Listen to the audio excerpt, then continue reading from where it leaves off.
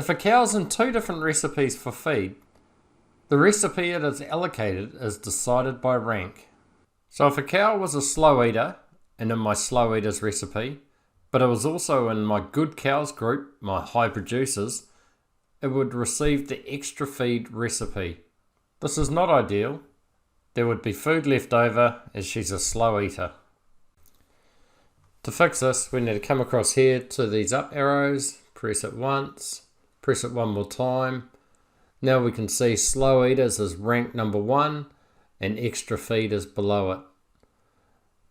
This animal that's in both of these recipes, slow eaters and extra feed, will now be fed the slow eaters recipe.